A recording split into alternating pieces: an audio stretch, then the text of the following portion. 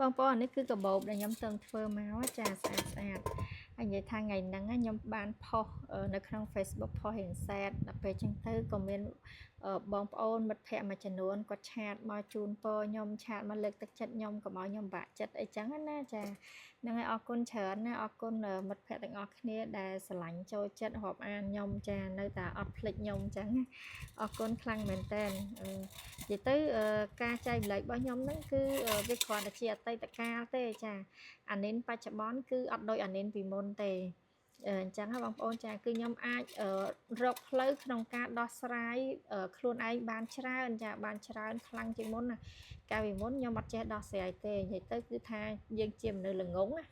ល្ងងហ្នឹងមិនមែនល្ងងធម្មតាគឺថាល្ងងខ្លាំងហ្មងចាហើយស្លូតស្លាប់ហ្មងម៉ែឲ្យទៅឆ្វេងស្ដាំប្តីចឹងណាគេថាយើងទៅឆ្វេងស្ដាំហើយចាអត់មានដែលចេះប្រកែកទេប៉ុន្តែអានិនថ្ងៃនេះគឺអត់អញ្ចឹងទេបងប្អូនណាអត់មានចេះថាតាមគេតាមឯងទេចាគឺយើងមានការគិតដោយខ្លួនឯង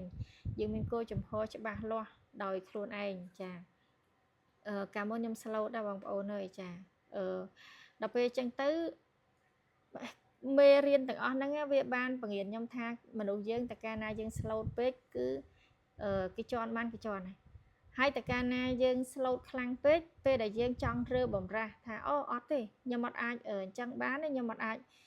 ស្ដាប់តាមអ្នកឯងអញ្ចឹងបានទេ error ហ្មងបងប្អូនគេទទួលយកអត់បានទេព្រោះដោយសារអីយើងធ្លាប់តែស្ដាប់គេរហូតស្រាប់តែមកអត់ស្ដាប់គេវា error អាចាគេទទួលយកបានអញ្ចឹងបញ្ហាក្នុងគ្រួសារគឺវាចម្រូងចម្រាសខ្លាំងហើយអញ្ចឹងហ៎បងប្អូនអញ្ចឹងធ្វើជាមនុស្សពេលខ្លះគឺយើងត្រូវមានគោលចំហច្បាស់លាស់របស់ខ្លួនឯង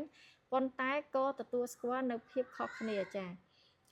កាលពីមុនឧទាហរណ៍ថាប្តីគាត់ចង់ទៅលេងកំពង់សោមហើយយើងប្រពន្ធចង់ទៅលេងសៀមរាបចឹងទៅអញ្ចឹងបើគេចង់ទៅកំពង់សោមហើយយើងចង់ទៅសៀមរាបបើសិនជាគេអត់តាមចិត្តយើងកាលពីមុនយើងខឹងណាអន់ចិត្តអីចឹងទៅចាតាមគេតាមប៉ុន្តែអន់ចិត្តប៉ុន្តែឥឡូវអត់ទេអត់អីទេបើចង់ទៅកំពង់សោមក៏ទៅចាយើងទៅតាមគេទៅប៉ុន្តែក៏អត់មានការអន់សពន់ចិត្តអីដែរដោយសារគិតថាមនុស្សយើងគឺមានភាពខុសគ្នាព្រមទទួលយកភាពខុសគ្នាអញ្ចឹងបងប្អូនចាពេលដែលយើងព្រមទទួលយកភាពខុសគ្នាមួយហ្នឹងមិនថាជាមួយប្តីមិនថាជាមួយម្ដាយបងប្អូនសាច់ញាតិអីក៏ដោយគឺយើងអាចរងាប់ផ្លូវចិត្តយើងបានច្រើនអញ្ចឹងបងប្អូនខ្ញុំរងាប់ផ្លូវចិត្តខ្លួនឯងបានច្រើនណាពីមុនម្ដាយខ្ញុំគាត់ចង់ឲ្យខ្ញុំធ្វើអីហើយឬក៏ខ្ញុំចង់ធ្វើអីមួយហើយគាត់ប្រឆាំងណាតែកាលណាគាត់ប្រឆាំងទៅគឺខ្ញុំនៅអត់សុខទេព្រោះខ្ញុំគិតថាខ្ញុំចង់ធ្វើរឿងមួយហ្នឹងឲ្យបានចង់ធ្វើវាឲ្យបានចង់សម្រេចគោលដៅមួយឲ្យបានតែដល់ពេលគាត់ប្រឆាំងគឺអត់សុបាយចិត្តហើយចាប៉ុន្តែឥឡូវអត់ទេតែថាចង់ធ្វើអីគឺធ្វើហ្នឹងហើយចាហើយបើថាគាត់ខាត់មិនឲ្យធ្វើអីចឹងអត់អីចាចេះតែចាតាមគាត់ហ្នឹងអត់អីម៉ែអត់អីក្បាញ់ចាស់ហើយដឹងតែធ្វើម៉េចថែសុខភាពឲ្យបានល្អញ៉ាំរបស់ល្អទៅម៉ាក់កុំប្របាក់ចិត្តខ្ញុំធំដឹងក្តីហើយម៉ាក់ឈប់បាក់ចិត្តខ្ញុំចេះរស់នៅជាខ្លួនឯងខ្ញុំអាចកាន់ការងារមុខរបរអីបានម៉ាក់កុំបាក់ចិត្តចាចេះតែប្រាប់គាត់ចឹងទៅបងប្អូនចាហើយយើងស្ដាប់តាមគាត់ឬមិនស្ដាប់គឺរឿងរបស់យើងព្រោះយើងអាយុប៉ុណ្ណេះហើយគឺមានគោលចំហច្បាស់លាស់ខ្លួនឯងចាប្តីក៏ដោយបើយើងចង់ធ្វើអីហើយគឺធ្វើឲ្យគ្រាន់តែប្រាប់គាត់រមាត់ថាគោលដៅរបស់អូនគឺធ្វើបែបនេះអូនចង់បានរឿងហ្នឹងឲ្យវាទៅជាអញ្ចឹងមុខរបរយើងចង់អភិវឌ្ឍវាឲ្យទៅល្អប្រសើរតាមផ្លូវបែបនេះហើយបើគាត់ថាអត់ល្អទេគាត់ខាត់យើងកុំឲ្យធ្វើប៉ុន្តែឆន្ទៈយើងគឺនៅតែចង់ធ្វើអាហ្នឹងគឺធ្វើហើយចាគឺខ្ញុំធ្វើហើយខ្ញុំអត់គ្រាន់តែស្ដាប់ចាគ្រាន់ស្ដាប់ដឹងថាអូគំនិតប្តីគឺគាត់អត់ស្របតាមយើងទេប៉ុន្តែទោះជាអត់ស្របក៏ដោយខ្ញុំនឹងយកលទ្ធផលមួយដែលមិនថាវាបែបណាគឺខ្ញុំត្រូវតែយកលទ្ធផលមួយបង្ហាញគាត់ឲ្យឃើញថារឿងហ្នឹងគឺវាអាចទៅរួចអញ្ចឹងណាបងប្អូនចាហ្នឹងហើយអញ្ចឹងការចែកម្លែករបស់ខ្ញុំគឺមានប៉ុណ្ណឹងបងប្អូនខ្ញុំអត់មានរឿងអីកើតឡើងទេចាគ្រាន់តែវាជាអតីតកាលមួយចំនួនដែលពីមុនមកខ្ញុំអត់អាចដោះស្រាយបានចាពីមុនពេលដែលគេអត់យល់ចិត្តអីចឹងពេលខ្លះគឺខ្ញុំអង្គុយយំហើយចាប្តីអត់យល់ចិត្តចឹងគឺអង្គុយយំប៉ុន្តែឥឡូវអត់អីទេចាគេមិនយល់ចិត្តយើងហើយទៅបេះដូងរបស់គេក្នុងខ្លួនគេបងប្អូនគេអត់យល់ហើយទេចារឿងរបស់គេព្រោះអីយើងទទួលស្គាល់ហើយភាពខុសគ្នារបស់មនុស្ស ប្តីគាត់មានកំណត់របស់គាត់យើងមានកំណត់របស់យើងចាប្តីប្រពន្ធស្រឡាញ់គ្នាបងប្អូនកុំថាអីណាអូនជាបេះដូងបងជាបេះដូងអូននេះអត់មានទេបងប្អូនចាតែមនុស្ស2នាក់គឺបេះដូង2ហើយមនុស្ស2នាក់គឺខួរក្បាល2ហើយគំនិតខ្វែងគ្នាគឺតែងតែមានហើយតែគ្រាន់តែយើងព្រមទទួលយកភាពខុសគ្នាមួយនឹងថាអូគាត់គឺគិតខុសពីយើងអញ្ចឹងចាអញ្ចឹងអត់អីទេបងនៅស្ងៀមចាបងធ្វើឲ្យចេញជាលទ្ធផលឲ្យបងមើលចាគ្រាន់តែនៅសុំឲ្យនៅឲ្យស្ងៀមចាកុំតវ៉ាកុំខាត់ខាំងគ្រាន់តែប៉ុណ្្នឹងឯងចាចឹងទៅឲ្យយើងយកលទ្ធផលឲ្យបានល្អឲ្យគាត់មើលទៅចាម្ដាយចឹងពេលខ្លះគាត់ខ្លាចយើងធ្វើខុសអីចឹងណាធម្មតាក្នុងនាមជាម្ដាយគាត់ចេះតែបារម្ភខ្លាចកូនខុសចឹងទៅគាត់មើលឃើញថាយើងនឹងកូនក្មេងរហូតទោះអាយុប្រហែលក៏នៅកូនក្មេងណាចឹងមកពេលខ្លះខ្ញុំប្រាប់ម៉ាក់ខ្ញុំថាម៉ាក់ខ្ញុំអាយុ40ម៉ាក់ណា39ហើយ70ចាវ័យនេះគឺខ្ញុំអាចធ្វើម៉ែក្មេកគេបានណាហើយចឹងម៉ាក់កុំគិតថាខ្ញុំនៅកូនក្មេងទៀតចាមុខរបរការរកស៊ីគឺខ្ញុំអាចដោះស្រាយបានហើយម៉ាក់សុំតែម្យ៉ាងឯងថែសុខភាពនៅឲ្យស្ងៀម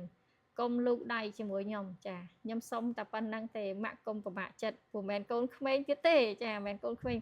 ធម្មតាម្ដាយយើងបងប្អូនទោះបីយើងអាយុប៉ុណ្ណាក៏ដោយក៏គាត់នៅគិតថាកូនក្មេងដែរអញ្ចឹងមិនប្រកាន់ខឹងគាត់ទេណាបើសិនជាគាត់ចេះតែខាត់ខាំងអញ្ចឹងគាត់តែលួងគាត់ទៅកាលមុនខ្ញុំអត់ចេះលួងណាបងប្អូនខ្ញុំអត់ចេះលួងម្ដាយខ្ញុំតែឥឡូវចេះលួងគាត់ទៅគាត់ដឹងថាគាត់ជាមនុស្សចាស់គាត់បារម្ភច្រើនគាត់គំនិតគាត់ចាស់កំរិលអញ្ចឹងយើងចង់រកស៊ីអីចង់ធ្វើអីតាមបែបជារបស់យើងអញ្ចឹងយើងក៏លួងថាម៉ាក់នៅឲ្យស្ងៀមជំនាន់ម៉ាក់រកស៊ីបែបផ្សេងជំនាន់ខ្ញុំរកស៊ីបែបផ្សេង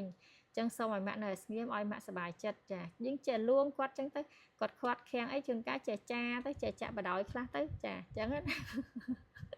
ប៉ុន្តែតើអត់ធ្វើតាមគឺអត់ធ្វើតាមតែមានគោលចំហថាចង់ធ្វើមិនគឺធ្វើហ្នឹងហើយចាអត់មានស្ដាប់តាមចេះតែឆ្វេងស្ដាំដូចមុនទេចានិយាយទៅបងប្អូនអ្នកខ្លះគាត់មានការរៀនសូត្រហើយគាត់ slow boat ណាប៉ុន្តែខ្ញុំអត់ទេខ្ញុំរៀនសូត្រហើយខ្ញុំកាចជាងមុនចាខ្ញុំអត់ slow ទេហើយក៏អត់មានឲ្យអ្នកណាគេចេះតែអីណាមកស្ដីឲ្យចំពោះមុខដែរកាលពីមុនពេលខ្លះបងប្អូនខ្ញុំណាតែគាត់ខឹងខ្ញុំជួនកាលកដាវងមនុស្សស្ដីឲ្យខ្ញុំមកទៅហឹងមកប្រាវមកឆ្អែតចិត្តគាត់ទៅចាប៉ុន្តែអានេះថ្ងៃនេះគឺអត់មានចឹងទេអត់មានឲ្យបងប្អូនណាអ្នកណាអីមក search ស្ដីឲ្យអីនៅកដាវងមនុស្សអីបានដូចមុនទេចាតែហ៊ានតែថា